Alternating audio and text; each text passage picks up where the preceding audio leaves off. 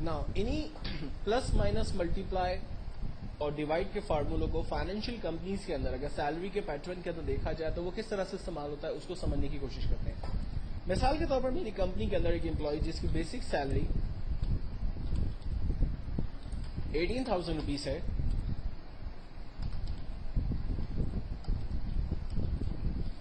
उसका medical allowance 3,000 rupees है,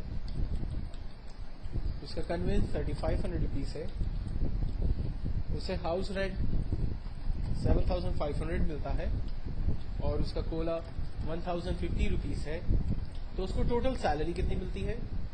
इसका आंसर जनरेट करने के लिए हम तमाम वैल्यूज को रेंज में लेते हैं, जहां हमें आंसर चाहिए वहां तक की रेंज बनाकर ऑटो सम के बटन पे क्लिक करते हैं, हमारे पास उसकी सैलरी टोटल हमारे पास आ जाती है।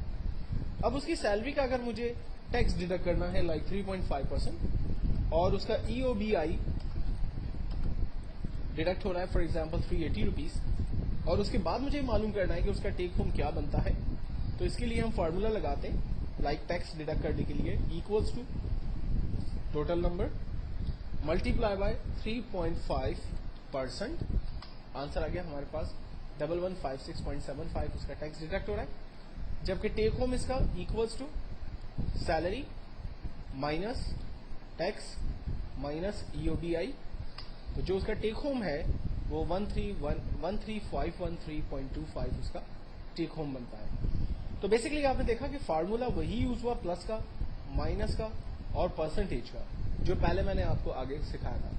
अब कुछ और एग्जांपल्स को यहां पर देखते हैं। फॉर एग्जांपल अगर एक कंपनी का स्टॉक का प्रोग्राम है, एक कंपनी के पास डिफरेंट आइटम डिफरेंट क्वांटिटी के अंदर मौजूद है, उसकी प्राइस मौजूद है, उसका अमाउंट हम बताना चाहते हैं। फॉर एग्जाम्पल कंपनी के पास कीबोर्ड है, कुछ कीबोर्ड की प्राइस 350 रुपीज है, सॉरी कीबोर्ड क्वांटिटी में 5 पड़े हुए हैं और उसकी पर कीबोर्ड प्राइस 350 रुपीज है।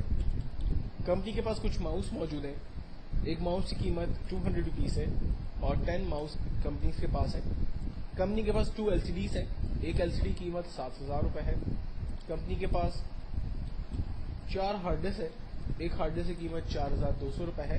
तो कंपनी के पास एक्चुअल में कितना स्टॉक है, इसके लिए फार्मूला हमारे पास मल्टीप्लाई का यूज होगा।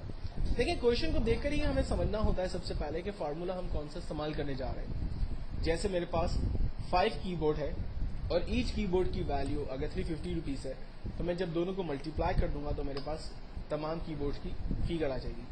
और एक आंसर को जनरेट करने के बाद अगर हम इसको ड्रैग कर लेते हैं तो ऑटोमेटिकली तमाम वैल्यूज हमारे पास कैलकुलेट होकर आ जाती है।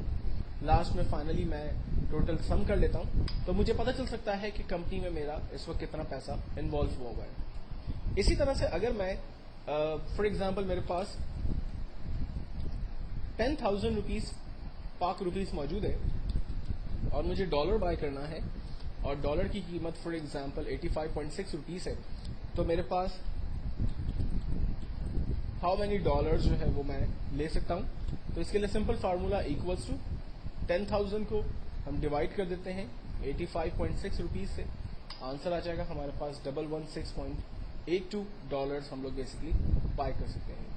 तो आपने देखा कि बेसिकली वही सारे फार्मूले जो हम लोगों ने ऊपर अपनी मार्कशीट के अंदर डिस्कस किए थे, जब यही फार्मूले फाइनेंशियल कंपनीज के अंदर, स्टॉक के प्रोग्राम के अंदर या पेरोल सिस्टम के अंदर या पेटी कैश प्रोग्राम के अंदर या बैलेंस शीट के अंदर या मनी कन्वर्जन के अंदर यूज हो रहे हैं, तो एक्चुअल में फार्मूले वही हैं, प्लस माइनस मल्टीप्लाई डिवाइड, लेकिन उसकी शक्लें बदल जाती हैं।